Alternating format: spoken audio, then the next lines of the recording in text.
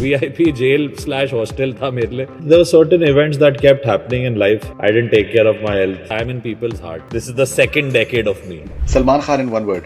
भाईजान. अगर एक रूल बिग बॉस से रियल लाइफ में ला सकते हो तो क्या होता? लोगों को नॉमिनेट करना. बिग बॉस ने आपको इमोशनली ज्यादा स्ट्रॉन्ग बना दिया है.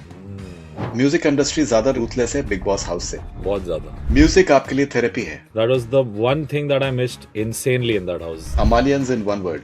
My family. लास्ट टाइम आप कब रोए थे? बिग बॉस हाउस के अंदर ही. Hi guys, this is me Amal Malik and you're watching me on Memorable Conversations with Faridoon Shahryar.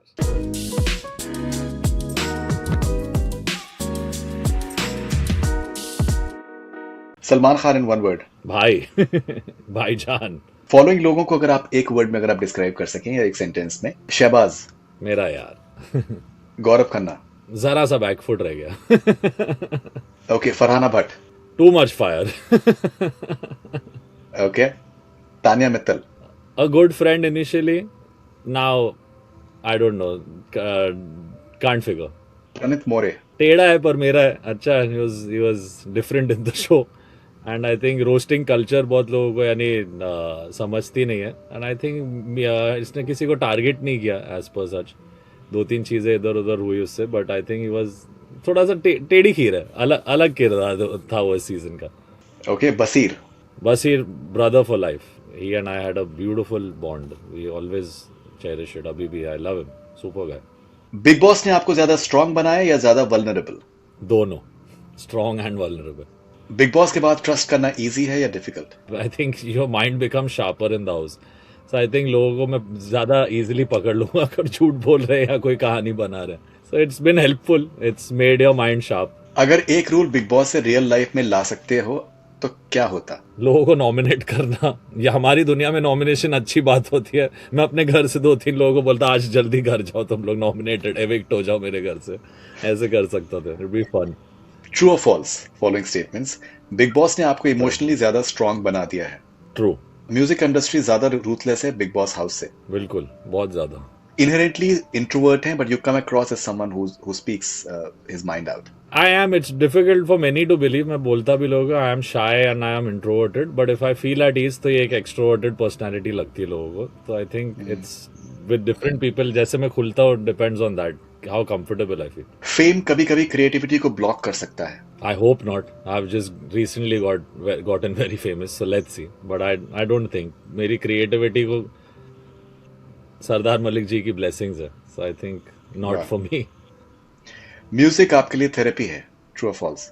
बिल्कुल. That was the one thing that I missed insanely in that house. एक piano या एक instrument अगर होता तो it would have been much more a relaxed journey also. But music is everything.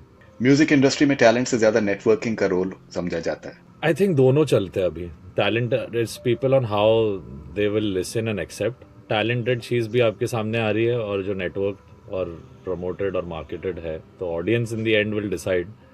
दोनों तरीके से music industry now it's become so easy to use AI saying do things. AI music videos भी बन रहे हैं. So it's not difficult to become a singer but to be remembered to be a good singer or a good artist वो अलग ही journey है. To put out a song today is no big deal. It's just a song now.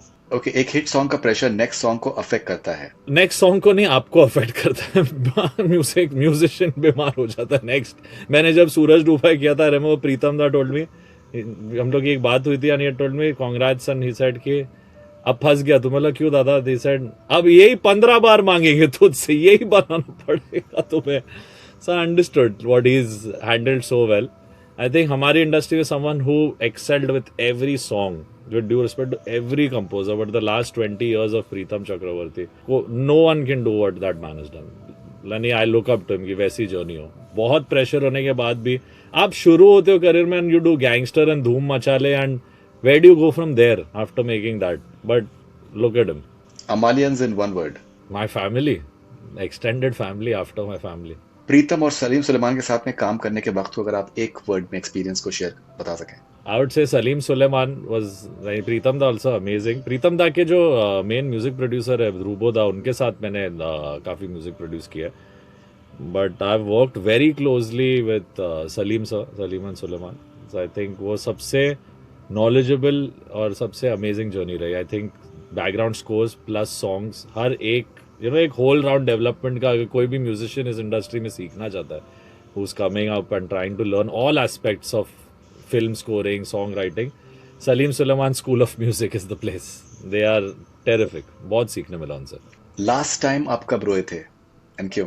Big Boss house के अंदर ही I think एक बार last time रोया था. उसके बाद बाहर आके there were happy tears because when I, यानी सब लोग सोच रहे थे कि मैं बहुत यानी डाउन हो जाऊंगा, मैं 5th निकल गया हो, ये वो सब. मैं बोला भाई इधर तक ही मैं इतना खुश हूँ, मैं आपको क्या बताऊँ. मैं सीधा बाहर भागा. मेरे 14 बॉयज जो मेरे कोर फ्रेंड्स है, उनके दोस्त कजिन सब आ गए थे फिल्म सिटी, और उन लोग को गले मिल के I had tears in my eyes. So I remember finale night was I think the last time that I had amazing यानी moments with my friends, mom, dad, Arman, सबको. Even when my mom came and वो जो puzzle बनना था नहीं बना, और फिर यानी आई वाज एलिमिनेटेड, मेरा वो मोमेंट वो उससे ज्यादा, मैंने एक्चुअली अभी वीडियो देखा था, आई सेड यस जब मुझे बोला अमाल एग्जिट होते शो से, मैंने ऐसा कर दिया उस पर. Because I so excited to meet my mom. I was like इतनी चीज़ों की वैल्यू इस घर में सर सीखी है, मम्मी पापा अरमान सबके, रिलेशनशिप्स की वैल्यू, अपनों की वैल्यू एंड टाइम की वैल्यू, यानी नहीं जानते हुए भी टाइम, वो जो टाइम डायलेशन वाली फीलिंग थी ना कि इतने अरसे हो गए मैंने अपनों को नहीं मिला. I think that emotion took me over that night.